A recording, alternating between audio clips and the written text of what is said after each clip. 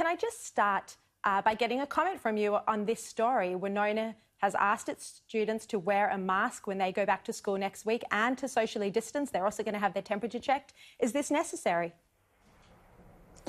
Well, we've been following the advice of the medical expert panel, and they've said there is no rationale for this. They've been very clear in their advice when it comes to schools that we don't need either teachers or students wearing masks. And I think what we would like to see is all schools across the country following the medical expert advice here in Australia. That has stood us in very good stead. As a matter of fact, when it comes to flattening the curve and what we've been able to do in this country, most people now think that we are one of the leaders when it comes internationally to defeating the coronavirus. So my view is let's continue to follow the medical expert advice, and that medical expert advice says when it comes to schools there's no need for the wearing of masks. Well, if your school asked your children to wear a mask, what would be your reaction as a parent?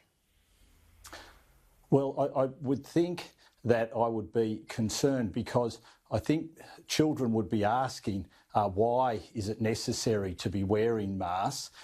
They would then ask on what advice is the wearing of masks being told to us, and if the medical expert advice was that there's no need for it, my worry would be that it would cause concern among children rather than doing what we want, making a very good learning environment for children to be able to get that continuity of education that they need during this coronavirus pandemic. Now, Minister, I understand you've had meetings this week with 24 principals of independent schools. Effectively, you're bypassing the state premiers who have a different view from you about when schools should reopen. What can you tell us about when private independent schools are going to return to class based on your meetings with them this week? Well, what we've been trying to do from a federal government point of view is provide a consistency right across the nation about what schools should be doing to remain open, and our hope is now to get back to having teachers teaching in the classroom. Our position has been consistent since day one of this pandemic.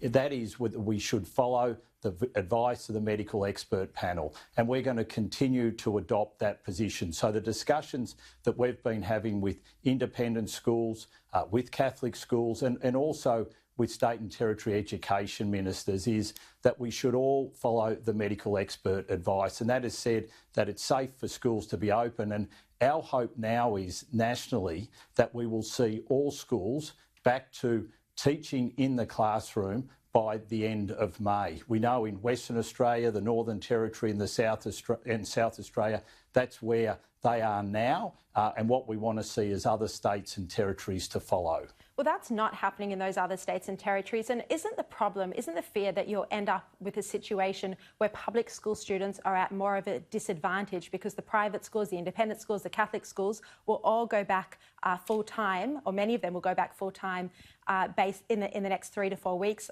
after the conversations you've been having, and the public school students who often, don't have as advanced online learning systems in any case, will be behind in the year's work? Well, one of the great concerns that we've had from a federal government point of view all along has been that we want to make sure that vulnerable children from low socioeconomic areas, Indigenous children from rural and remote areas are not disadvantaged by this pandemic, and often they don't have the ability or the facilities or the technology to be able to do the online learning that others can. So that's why we want all schools right across the nation to get on this path back to teachers teaching in the classroom. And if we could all aim to achieve that by the end of May, I think that would be an outstanding achievement for us nationally. It would show that not only have we been able to flatten the curve, but we've been able to provide continuity of education to all children from all backgrounds throughout this pandemic. If you take New South Wales as an example, the Premier Gladys Berejiklian has said full-time schooling will happen from August. And if you've got private schools going back in the next 3 to 4 weeks, based on the conversations you've been having, how badly will this affect HSE students particularly from public schools? Well, one of the things we want to make sure is that all students, and especially all Year 12 students, are getting that continuity of education. So our hope from a federal government point of view is that all states and territories, now that we're successfully flattening the curve, will look at schools as one of the first things to relax the current requirements they have around parents being advised, if they can, to stay at home with their children, that they will relax that requirement and look to get students back into the classroom, teachers back into the classroom, because otherwise we will see a divide when it comes to the type of learning that is taking place for some students versus the type of learning which is taking place for others. And as we know, it'll be those students from low socioeconomic areas, it'll be those Indigenous rural students who are the ones who ultimately will miss out the most. Would you consider having Year 11 results being used as an entry requirement for university, as some experts like those at the ANU have suggested? Well, universities have put in place different requirements depending on their own analysis and what they see as the best thing to do to admit students. ANU have been using a combination of Year 11 results and Year 12 results for quite some time. So they think that they can use Year 11 results and use them as a very good indicator. They will also use Year 12 results as well for some students, but all universities are looking to adopt and adapt as a result of this pandemic. The most important thing is that we want to make sure that all Year 12 students this year have that ability to be able to progress to university, to vocational education, or into work. So we're all committed to make sure that all Year 12 students will get an ATAR for 2020. Yeah.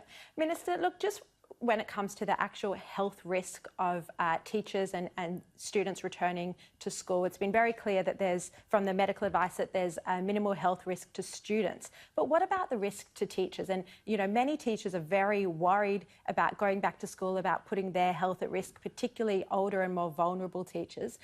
What do you say to them about, why they should risk their health and potentially their life?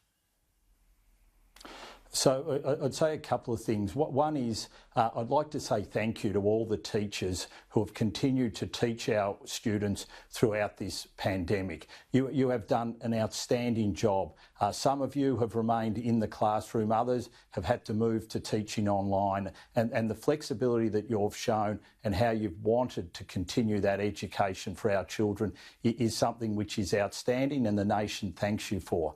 But I'd also say that the medical advice has been very clear that it is safe for our children to be in the classroom, but it's also safe for our teachers to be at school as long as we follow the medical expert advice. And that is, if you're over 65, then you shouldn't be teaching in the classroom. If you've got a comorbidity, then you shouldn't be teaching in the classroom. You should practice proper social distancing in the lunchroom. You should avoid contact with other adults. The medical expert panel has looked at all this. They've put in place protocols which schools should follow. And if you follow those protocols, then it is safe for you to be Children can be asymptomatic carriers, though, can't they? And wouldn't it be very difficult for a teacher, not to touch any of the paperwork that students are working on, or the equipment, or any number of things, particularly when you're dealing with younger children? Well, all this has been looked at by the medical experts. There's now been studies done. There was one which was released today in New South Wales, which was done, commissioned by the Department of Health and Education, which shows the risks are minimal. The World Health Organization has done studies of China and looked at this. And all the data and all the information says that it's safe for not only students to be at school, but with the right protocols in place for our teachers to be at school. And our medical experts have said they will continue to monitor this. If they saw a change, then they would advise of it. And the federal government's position has been very clear. If the medical expert opinions change, then we will change according to those medical experts. But when you're going to defeat a pandemic, you have to take the advice of the medical experts, and that's what we've been doing consistently Minister, right along. The state premiers are choosing to take advice from the unions rather than the medical experts on this issue. Do you think this issue has shown to you that the unions have too much power in some of the states?